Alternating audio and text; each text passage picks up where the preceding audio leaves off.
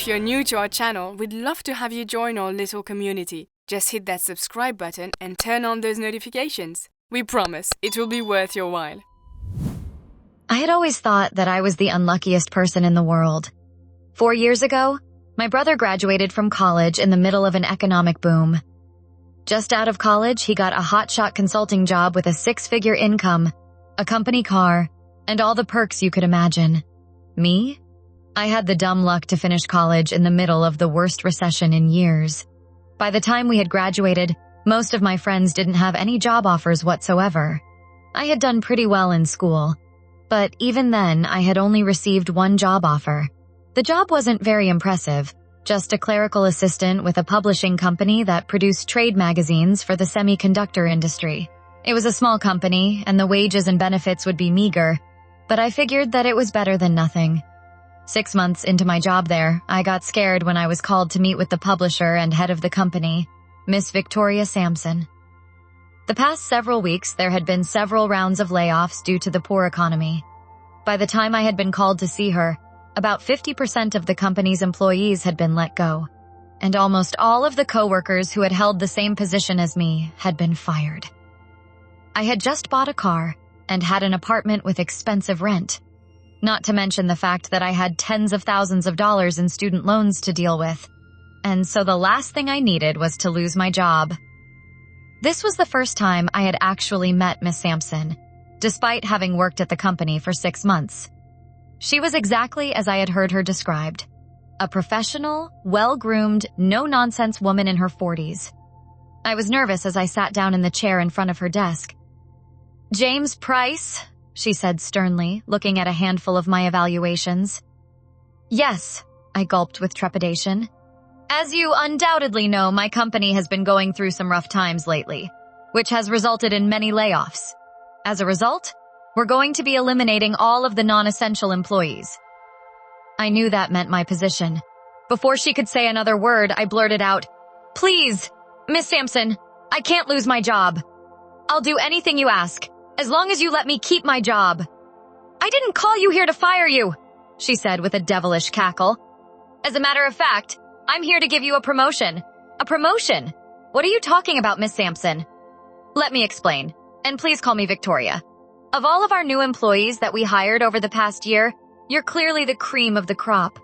You have a lot of potential, and I don't want to lose you." "Thank you," I said, beaming. "And the promotion?" "We have an opening in the position of assistant editor, and I'd like you to be that person." "Absolutely," I said. "Where do I sign?" "Hold on, not so fast," said Miss Sampson. "This issue is a little complicated. This job will be very difficult for you, and it will require a huge long-term commitment on your part. I need your assurance that you will stick with this job and this company, no matter what hardships you or we may face." "Of course," I said. "But I'm a hard worker and a team player, so I really don't think this job will be as difficult as you say it is." "Again, not so fast, Mr. Price. Let me explain further. One thing you may not know about this company is that the federal government recently found us guilty of gender discrimination. We had several female applicants claim that they were denied jobs here because of their gender. I tried to explain to the feds that I hire employees strictly on qualifications, and that in the semiconductor business, there are simply not enough female applicants who can do the job up to my standards. The government, however, didn't care. They fined the company $100,000, and they said that there has to be a 50 gender ratio in all of our top positions." "Gosh, I never knew any of this," I said. "But how does this relate to me?" "Here's the problem. There are positions for 8 assistant editors in the company. At this point in time, we have 4 males and 3 females, so the final slot is supposed to go to a female." This meeting was a huge roller coaster ride for me. I suddenly became very sad again. "Oh, so I guess I can't have the job, huh?" Miss Sampson cackled. "You make too many assumptions, Mr. Price. Again, I need you for this position. You're the best qualified, and I haven't been able to find any females with your skill and ambition. Now here's where your big commitment comes in." I was on pins and needles. "My proposal is that you take this position as a female. I know this sounds shocking and crazy, but hear me out. This is a win-win situation. We get a top-notch editor while keeping the feds off our back. You get a promotion with a pay raise and your own office. You would simply have to take on a female identity, temporarily, of course, which would just involve maintaining a reasonably feminine appearance. Of course, any expenses in obtaining a female wardrobe, makeovers, hairstyling, and the like would be covered by me. Whoa, whoa, whoa, I said. This is a lot to absorb. I need a minute for all this to sink in. Did I hear her right? Was she really expecting me to dress as a woman just to keep a job? How ludicrous. Miss Sampson saw that I was getting apprehensive, and she tried to calm me down. Please, please, please don't think of this as a punishment. If anything, this is a compliment. I wouldn't ask you to do this if I didn't need you so badly for my company. It's really not as bad as it sounds. Wearing skirts and heels to work is not as horrible as you think. After all, half of the workforce does it every day, including me. And it will only be temporary. Once one of the male editors leaves, you can take his position and return to your male identity. It will only be a few weeks or months at the most, I promise. What do you say? That was a tough decision to make on the spot like that. On the one hand, having to live my life as a woman sounded positively revolting. I had always considered myself a fairly macho guy, to the extent that I would freak out at the most meaningless slight to my masculinity. The last thing I wanted was to have to prance around in high heels and skirts every day, to have to worry about coordinating my outfits and smudging my makeup, to be thought of as weak and ditzy. On the other hand, I knew that the best thing for my career and financial status would be to agree to Miss Sampson's request. With all my expenses, I really couldn't afford to lose this job, and I knew that with the recession going on, the chances of my finding another job were nil. Plus, Miss Sampson was a very powerful and connected career woman, and if I displeased her, she could easily blacklist me from every other job in the field. So what initially seemed to be a difficult dilemma turned out to be no decision at all. I had no choice. Yes, Victoria, I'll do it. Thank you, thank you, thank you, she exclaimed. I know this will be good for both of us. Now, we need to get started right away. The publishing team is way behind schedule, and we need you to start performing your duties immediately. Little did I realize that when she said immediately, she meant immediately. Right away, she called in her secretary Cynthia with a measuring tape in hand.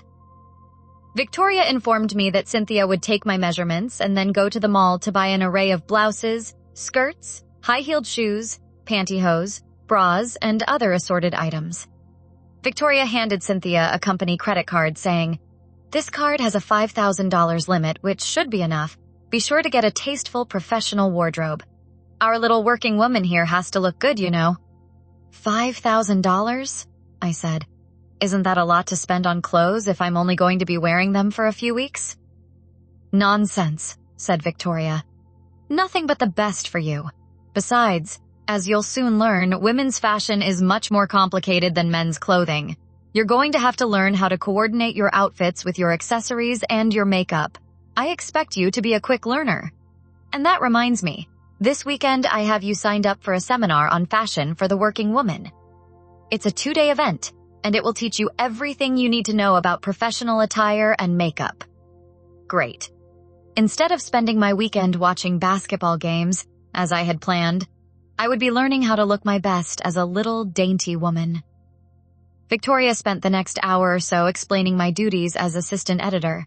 Aside from that little dressing as a woman thing, the job sounded quite manageable, and I was looking forward to it. It wasn't long before Cynthia came back with dozens of shopping bags in hand. "Get ready," she said.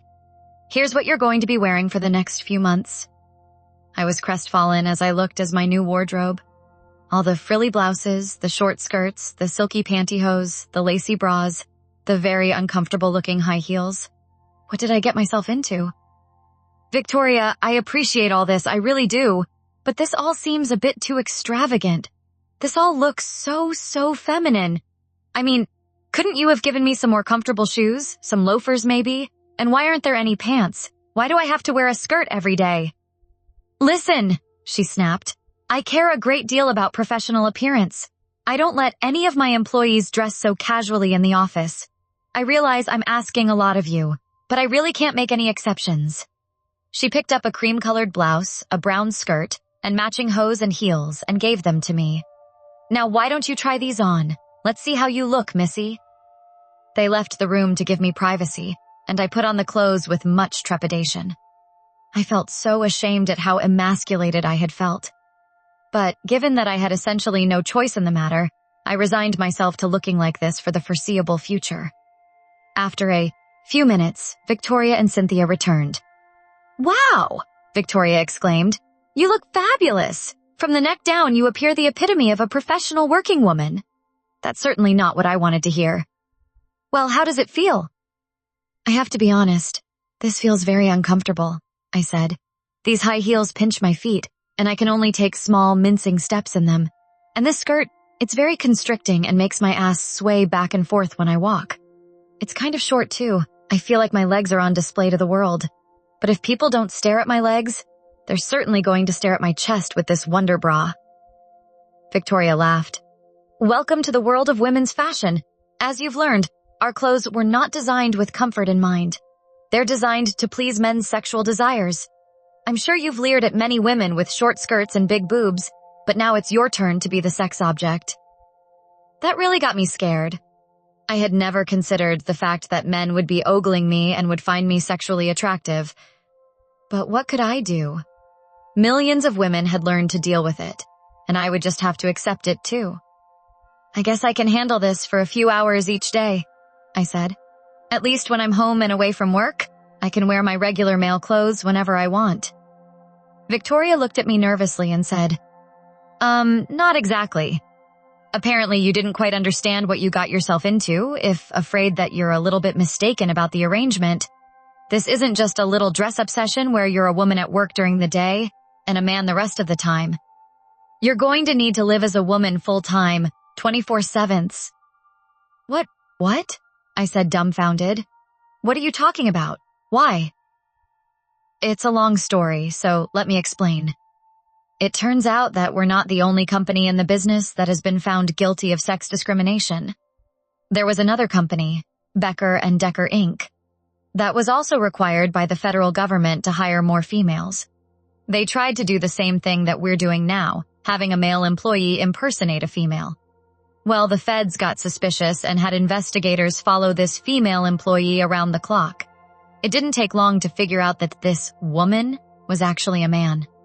Needless to say, the company got in even more trouble, and they were fined $2 million. And the male employee posing as a female was successfully prosecuted for fraud. He's now in jail, and you can imagine that the big burly inmates are having a field day with this female impersonator. Yikes, I said. Right. A multi-million-dollar penalty would absolutely devastate this company. We simply can't afford it, and you can't afford to go to jail. As a result, it's essential that nobody figures out that you're a man. No matter where you are or what you're doing, you must always look as feminine as possible. You can never wear a shred of male clothing anywhere, anytime. Understand? Yes, of course, I said sadly, resigned to my fate. Also, this necessitates that we give you a whole new identity. We already have our computer team working on that. Your new name is Jennifer Prissman. Our team can hack into any computer anywhere. So all your records, including bank accounts, school transcripts, medical records, birth certificate, etc., will be changed to reflect this. It will be as if James Price had never existed. But don't worry, I can easily restore your male identity if I want to. Lovely. Could this be getting any worse?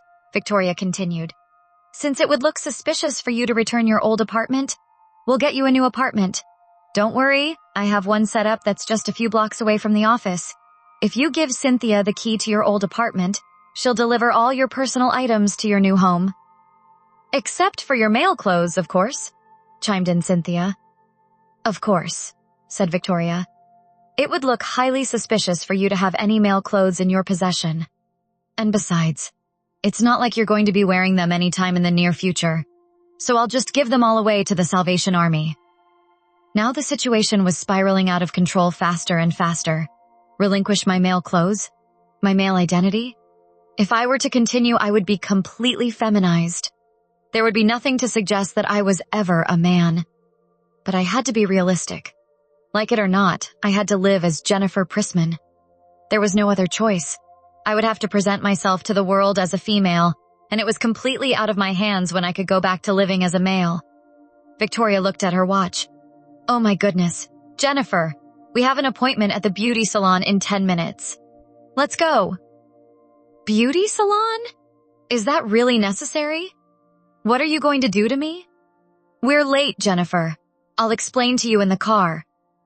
If you say so, but let me first change back into my normal clothes. Honey, these are your normal clothes now. You're going to have to get used to skirts and heels, and there's no time better than the present to start. This next stage in my feminization didn't sound too appealing. While we were in the car, Victoria explained that she had a friend who owned a salon that specialized in female impersonators. They would give me the works, including a feminine hairstyle with coloring, a complete makeover, electrolysis, ear piercing, eyebrow tweezing, and a manicure with longer tips glued onto my short masculine nails. We must have spent at least 3 hours in the salon. Every so often I would protest to Victoria, saying that the changes she was making to my appearance were too feminine and too drastic. She explained to me that this was exactly what she wanted. It was crucial that no one ever perceive me to be a male, so I had to look as feminine as possible. As Victoria said, we need to remove every last vestige of maleness from you. If anyone looks at you and does not see 100% femininity, we could both be out of a job. By the time we were done, it had seemed that Victoria's goal was achieved. My appearance, from head to toe, was total woman. Before I left, the beautician gave me some tips on applying makeup so that I would be able to do it myself the next day. Victoria had also whipped out the credit card again, and I left with a huge bag of cosmetics. Isn't this exciting? Said Victoria as she drove me to my new apartment. I'd always wanted a daughter who I could go shopping with and make pretty. I guess you're the next best thing. She had told me that while we were in the salon, Cynthia and some other assistants had moved me from my old apartment to my new home and had done some decorating. I couldn't believe it when I entered my new apartment. Sure, a lot of my old things were there, but it was decorated in a completely feminine style. Not to mention that, but on the coffee table there were several women's fashion and beauty magazines. And in the bookcase, all my sports books were gone, replaced by trashy romance novels. Victoria saw my look of surprise and tried to explain. As I told you, the government will likely be keeping a close eye on us, and their suspicions will be aroused by any new female employee. I wouldn't be surprised if they even spy through your window to nail us. Thus, I want you to completely immerse yourself in the feminine mindset. When you have nothing to do, read these books or magazines. If you're watching TV, make sure to watch soap operas or chick flicks. I forbid you to watch anything like sports or action movies. You can't risk anything to blow your cover. The bottom line is, you must avoid anything that seems even remotely masculine. Wonderful, I thought. Not only do I have to look like a female, I have to act like one and think like one. And I can't even escape from my femininity within my own house. Don't get too comfortable, said Victoria. We have one more stop before the day is through. We were back in the car again, and she informed me that she was taking me to Dr. Badinsky, an endocrinologist. I shuddered to think what was next. In the office, Victoria told me that I would be getting a shot of a depot form of estrogen. Even though I would only get the injection once, the hormone would be slowly released over time, such that its effects would last up to a year. Hold on, I said as the doctor was preparing the injection. Isn't this just a little bit drastic? You said this was only going to be a few weeks, right? When I go back to being a man, I still don't want these hormones taking effect. Aren't these changes going to be permanent? Victoria tried to reassure me. Unless you continue the hormone regularly, there won't be any drastic permanent changes. The only reason for this is to make you as feminine as possible. Remember, the changes will be subtle, but femininity is all about subtlety. Your voice will become higher pitched, you'll grow moderately sized breasts, and your personality and emotions will become more female. And besides, you've already done so much already. It's not like you can turn back. I hated to admit it, but she was right. I had gone beyond the point of no return. Even if I had agreed to quit now, I no longer had any male clothes in my possession, and all my records were under a female identity. And I'm sure if I did stop this little game, Victoria wouldn't be all too helpful in restoring my male identity. My masculinity was in her hands, and I would only get it back when she said so. I stuck out my arm, and the doctor injected the hormone. For the next 12 months, I would have to expect to become more and more feminine. Victoria drove me back to my ultra-feminine apartment, wishing me well and telling me to arrive to work at 8 a.m. the next morning. She reminded me that from now on, I would have to start waking up an hour early to give myself enough time to do my makeup, hair, nails, etc. For the first time that day, I was alone to ponder my predicament and my new feminine identity. I took a look at my closets and dresser drawers to see what I had become. There were no more boxer shorts, no sweat socks, no beat-up tennis shoes. I didn't even have a single pair of pants to my name. It was all replaced by an endless array of blouses, skirts, bras, pantyhose, and high heels. No matter where I went, I could be assured that I would be putting forth the most feminine of appearances. I got ready for bed, putting on a silk pink negligee, and cried myself to sleep. I just wanted to stay in bed when the morning alarm went off, but I knew it was time for me to live my first full day in the world of womanhood. Luckily, Victoria had picked an outfit for me to wear that day, so I wouldn't have to worry about making that decision. I quickly put on the navy skirt and white blouse, with a pair of navy hose and heels to match. Thankfully, the previous day, the beautician had shown me the basics of putting on makeup, and I did an adequate job on my own. Before I left, I took one last look in the mirror. I was devastated by how feminine I looked. Part of me wanted to just run away and hide, not wanting anyone to see me as a woman. But where would I go, having nothing to my name suggesting that I was ever a male? I took a deep breath, grabbed my purse, and went out to face the public. The walk to work was much more difficult than I expected, both physically and psychologically. As a male, I was used to walking very fast, with long, brisk strides, but with my heels and tight skirt, that would be impossible. I had to accept that from now on I would always be forced to walk with dainty, ladylike steps. I was also very aware of the fact that many of the male passers-by were staring at me. Part of me couldn't blame them. I did make a very sexy woman, and when I was a male, I certainly had my share of leering at young girls. I realized that being ogled at and being thought of as a sex object was just one more thing that I would have to adjust to. But it felt so degrading to realize that now I would be on the receiving end of the lascivious looks. The most embarrassing part was walking past a construction site and having all the guys cheer and whistle at me. During the walk, I also felt an extreme sense of vulnerability. As a man, I could rest assured that any type of mugger or attacker would probably not go after me. And if he did, I'd have been able to fight him off, or at least run away. But as a female, I knew my chances of being attacked went up astronomically. With my tight clothing and my heels, I'd certainly be in no position to fight back or even flee.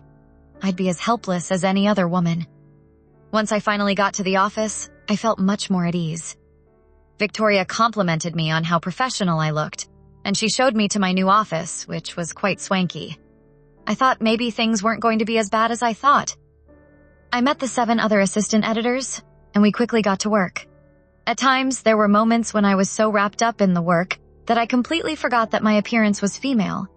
At other times, I was very self-aware, especially when I could tell that the male editors were staring at my ass or my legs. I knew that the gawking wouldn't end anytime soon. To make matters worse, one of the editors, Kyle, asked me out for drinks after work. Things were moving fast enough as it was. I certainly didn't need to complicate things by starting to date men. I politely declined, saying I had just gotten out of a relationship with a boyfriend. Victoria had overheard that conversation, and she told me to expect to be hit on by men constantly, both in the office and elsewhere. Unbelievably, she actually encouraged me to go on some dates with men, saying that I would be lonely otherwise. I told her that I would think about it, saying to myself that I would be nuts to ever enter a romantic relationship with a man.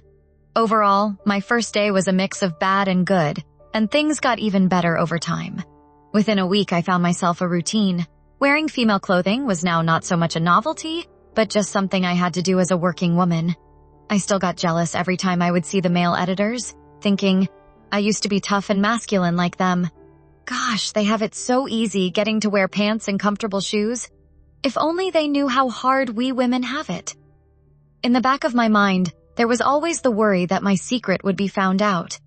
I had always kept in mind Victoria's admonitions that the government would be keeping a close watch on the company's employees, especially keeping an eye out for a new girl who was really a man. The last thing I wanted was to be accused of fraud and go to prison, so I did my best to stifle any of my male traits. For example, I made it a point to eat with the other girls at lunch, and I eagerly joined in their conversations about makeup, fashion, and the newest chick flick. I also consciously forced myself to adopt a more feminine body language, with appropriate ladylike gestures and posture. Pretty soon that became second nature as well, almost to the point where it felt like I had been living as a female my whole life. Over time, I gradually noticed that the female hormones were beginning to take effect. Within a few months, I began to grow breasts, and for the first time, I actually needed the bras I was wearing.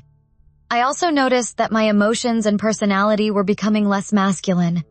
I found myself much more emotional, much calmer, and less aggressive. Although Victoria had told me not to watch any more sports, I kind of lost interest in them on my own. In the evenings, I would watch all the soaps I had taped, and I had actually found myself relating to the female characters. I even began finding many of the hunky actors attractive, and I was kind of wishing for a man like them to come along and sweep me off my feet. It was around this time that I found myself having some real misgivings about my feminization. It's one thing to dress like a female, I thought to myself, but it's another to start growing female body parts and have your brain wired like a woman's. I started panicking, and I decided that I wanted out of the arrangement. Thankfully, I calmed myself down pretty quickly, because I knew it would have been stupid to make any rash decisions. I reminded myself of Victoria's assurances that my feminization was only temporary, that once an opening for a male editor opened up, my ordeal would be over. Indeed, my predictions proved correct. Only 6 months into my life as a female, I heard through the grapevine that one of the male editors would be leaving. It would only be a matter of days before he left, and my male identity could take his place. About 1 week after this rumor had started, Victoria called me into her office. I thought for sure that she was going to give me the good news, that she would restore my male identity. She started off the conversation confirming that the male editor was indeed leaving, and that his position was open. However, she continued, what was coming next? At this time, I think I'm going to leave you as a woman, she finished. I just sat there agape for what seemed like an eternity. How could she do this? She had promised that she would make me a male as soon as possible. I had been so loyal, and she was just going to go back on her word. Let me explain, she said. Yes, I know that I was supposed to let you have that job as a man, but the same problem still exists now that existed previously. There simply aren't any qualified females to take your place. In the past week, I've had at least 100 men and women apply for the editor's position. I've gotten at least 10 qualified males, but no decent female applicants. I can't let you leave your position if I have no appropriate replacement. Victoria continued. Jennifer, you're simply too valuable to me as a female employee. So again, for the time being, I expect you to remain in your female identity. I know you're probably disappointed, but you've been so cooperative so far, and you just need to stay patient. If the time comes that I'll be able to give you back your male identity, I'll let you know immediately. Trust me, this is for the best. And that was that. Naturally, part of me just wanted to lash out at her, to scream out at the top of my lungs about how unfair she was being. But again, I had to remind myself that my masculinity was in her hands. She was right. The only way to get my male identity back was to be patient. She had taken it away, and only she could give it back to me. Quitting wouldn't solve anything, and if anything, it would guarantee the permanence of my feminization. So, frustrated but resigned to my fate, I reluctantly returned to my normal routine as living as a woman. Things had continued as before for another 6 months. The only difference was that I was becoming even more and more feminine, both physically and psychologically. The hormones were definitely having an effect on me. I had just passed the anniversary of my feminization, and it turned out that another of the male editors was leaving, potentially opening up a spot for me. Of course, I didn't want to get my hopes up given what had happened previously. Indeed, my suspicions were confirmed that Victoria would not let me go back to a man. When I spoke with her, she gave me the same song and dance about how valuable I was as a female employee and how she couldn't find a suitable female replacement for me. I started beginning to wonder if maybe she had never intended to give me back my male identity. Over the next few weeks and months, there had been several more openings for a male editor, several opportunities for Victoria to free me from my prison of femininity. Each and every time she denied my wishes, giving me some excuse or another, I finally realized what was going on. It was implicit that Victoria had absolutely no intention of letting me live as a man. Not now, not in the past, and not in the future. And why should she have? She totally had the upper hand. I had willingly surrendered my masculine identity to her. She knew perfectly well that I was trapped, that I couldn't quit my job, that I was bound to my new feminine self. After this, turnover among the male editors remained fairly high, and there were multiple opportunities for me to have taken over one of their spots. But I had now accepted that it would completely fruitless for me to ask Victoria to let me have my male identity back. She would just say no, as she always had, and I simply would have made her mad. So I told myself that from now on I wouldn't pester her anymore about turning me back into a man, though in reality I had every right to so do. Victoria noticed my attitude adjustment and seemed pleased that I had given up, constantly praising my commitment to the company. One day, Victoria called me into her office, informing me that she had scheduled another appointment with the endocrinologist to get another hormone shot, given that the first one had already worn off. I protested, saying that I had already become way too feminine and that any more would be unnecessary. She disagreed, countering that my male characteristics might return if I discontinued the estrogens. At that point, I stopped arguing, knowing that she would win anyway. I had relinquished control a long time ago, and she knew it. And so, here I am today, still living as Jennifer Prissman. Normally, I'm an optimistic person, but now I concede that I'll likely be retaining this identity for the rest of my life. How do I feel about all this? Overall, it could be worse. After all, I do have a well-paying job that is relatively secure, at least as long as Victoria is at the company. And it is nice to feel very attractive and sexy. I'm probably better looking than most females who were born that way. I've finally taken up Victoria's advice to start dating men, and I must say, attracting high-quality men is certainly not a problem for me. But for all the good things that have come out of this, I still can't fully accept the shame and humiliation of having my masculinity utterly stripped away. Life as a man was so easy, and it's difficult knowing that I'll never again experience the luxury of being society's more privileged sex. It's frustrating knowing that though I'm intelligent and ambitious, most men take a look at my legs and my breasts and think of me as nothing more than a sex object. And I very much resent the ordeal of putting on makeup and wearing uncomfortable clothing just to make myself acceptable to the other sex. It's in my physical relationships with men where I've truly come to appreciate the subordinate status of women. As a man, I always relished the psychological control and sexual power I possessed over my female partners. It truly reaffirmed my masculine identity. But from now on, I'll be forced to assume the submissive role in my sexual relationships. It's very uncomfortable not having that sense of control, knowing that I'm expected to submit to my man's every command. But as with every other aspect of my feminine identity, it's something I'm just learning to live with. Because if I don't, I truly won't be accepted as a woman. So, all in all, if I had the chance to go back in time, would I have made the same decision to save my career by becoming a woman? I'd have to say no. Despite all the good things that have happened to me, losing my male identity is a shame that I'll never be able to get over.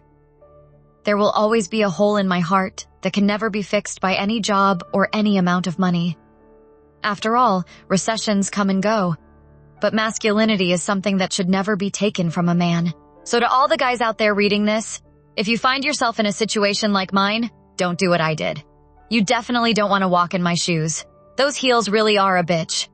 Underscore, underscore, underscore, underscore, underscore, underscore, underscore, underscore, underscore, underscore, underscore, underscore, underscore, underscore, underscore, underscore. Years have passed, and I'm still trapped in this feminine existence. Victoria, ever the shrewd businesswoman, still runs the company with an iron fist. Despite my initial fear and resentment, I've learned to navigate this new life. I've even found some joy in the attention I receive from men, the kind of attention I never thought I'd crave. But I still long for the freedom to express my true self. I'm haunted by the memory of the man I once was, the man I may never be again. I can't help but wonder, what if I had taken a different path? What if I had risked it all, lost the job, and embraced the unknown? Would I have been happier? The answer, unfortunately, will forever remain a tantalizing question, forever echoing in the depths of my heart. A constant reminder of the life I lost and the man I could have been.